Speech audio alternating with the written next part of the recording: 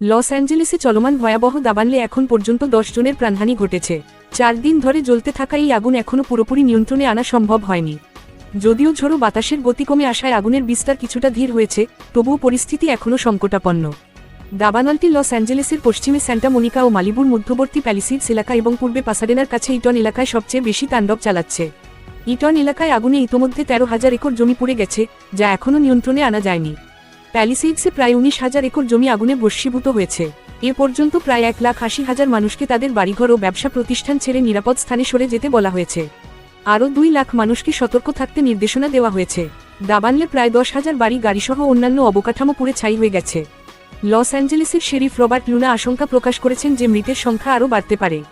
বেসরকারি আবহাওয়া সংস্থা একিওয়েদারের হিসাব অনুযায়ী এই দাবানলে $13,500 কোটি থেকে $15,000 কোটি মতো আর্থিক ক্ষয়ক্ষতি হয়েছে। এছাড়া লুটপাটের ঘটনা রোধে আক্রান্ত এলাকাগুলোতে ন্যাশনাল গার্ডের সেনা মোতায়েন করা হয়েছে এবং এ পর্যন্ত অন্তত 20 জনকে আটক করা হয়েছে। কানাডা এই সংকট মোকাবিলায় সহায়তা হিসেবে দক্ষিণ ক্যালিফোর্নিয়ায় বিশেষায়িত উড়োজাহাজ পাঠিয়েছে এবং 250 জন ফায়ার সার্ভিস কর্মীকে প্রস্তুত রেখেছে। দাবানলে হলিউড হিলসসহ লস অ্যাঞ্জেলেসের বিভিন্ন এলাকা ভস্মীভূত হয়েছে। সেখানকার বাসিন্দাদের নিরাপদে সরে যেতে বলা হয়েছে। আগুনের তীব্রতা বেশি থাকায় বিভিন্ন শহর থেকে 1,37,000 মানুষকে সরে যাওয়ার নির্দেশ দেওয়া হয়েছে। এই দাবানল ক্যালিফোর্নিয়ার ইতিহাসে সবচেয়ে ধ্বংসাত্মক হতে পারে। আগুনে লস অ্যাঞ্জেলেসের হাজার হাজার বাড়ি, ব্যবসা প্রতিষ্ঠান ও গাড়ি ধ্বংস হয়েছে। আগুন প্রশান্ত মহাসাগরের উপকূল থেকে লস অ্যাঞ্জেলেসের উত্তরের পাহাড় পর্যন্ত ছড়িয়ে পড়েছে। দাবানলের কারণে সাধারণ মানুষের পাশাপাশি দুর্ভোগ পড়েছেন বিনোদন জগতের তারকারা। অনেকে ঘরবাড়ি ছেড়েছেন। টেলিভিশনে নিজের বাড়ি আগুনে পুড়তে দেখেছেন অভিনেত্রী প্যারিস হিলটন। অস্কারজয়ী অভিনেত্রী জেমি লি কার্টিস ইনস্টাগ্রামে লিখেছেন, আমার এলাকায়, সম্ভবত আমার বাড়িতেও আগুন লেগেছে। আমাদের জন্য প্রার্থনা করবেন। লস অ্যাঞ্জেলেসে দাবানলের পেছনে কারণ হিসেবে সাধারণত প্রাকৃতিক ও মানবসৃষ্ট উভয় ধরনের কারণ চিহ্নিত করা হয়। এ অঞ্চলের দাবানল সমস্যাটি জলবায়ু, আবহাওয়া এবং মানুষের কার্যকলাপের সংমিশ্রণের ফল। চলুন সম্ভাব্য কারণগুলো বিস্তারিতভাবে দেখি। 1. শুষ্ক আবহাওয়া ও গরম বাতাস। লস অ্যাঞ্জেলেস এবং দক্ষিণ ক্যালিফোর্নিয়ার অনেক এলাকায় শুষ্ক ও উষ্ণ আবহাওয়া বিদ্যমান।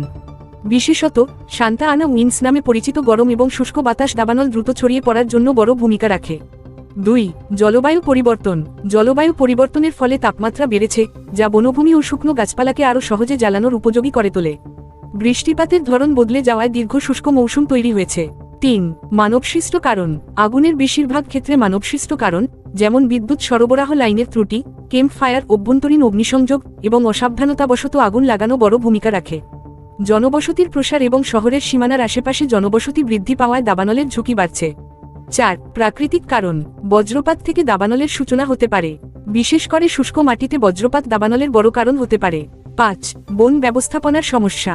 অপর্যাপ্ত বন ব্যবস্থাপনা, যেমন শুকনো গাছপালা পরিষ্কার না করা, দাবানলের বিস্তার বাড়াতে পারে।